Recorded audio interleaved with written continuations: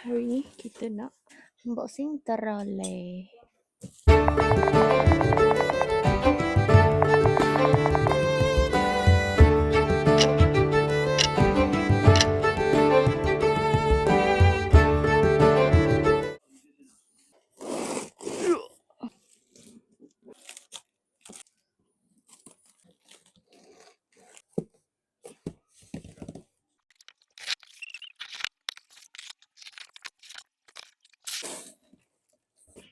Handle dia. Ingatkan dia dah muncul macam ni. Kena gabungkan juga.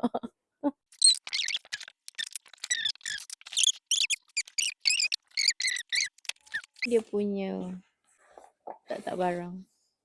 Dia tak tulis instruction. Pandai-pandai fikir. Badan dia kita buka lah.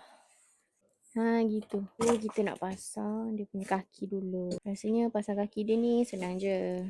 Tak susah pun. Rasanya lah. Macam mana pasang dia?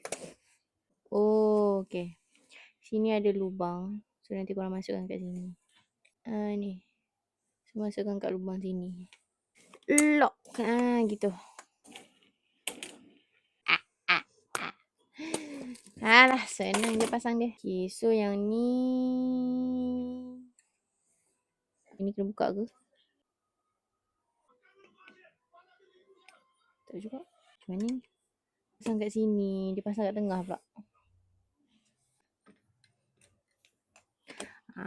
Like that. Senang je. Gitu. Lock. Ketat lah pula. Unlock.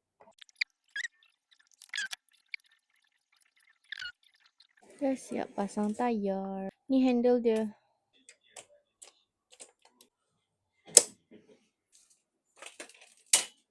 Ni ada tempat lock bawah dia. Tak tertanggal.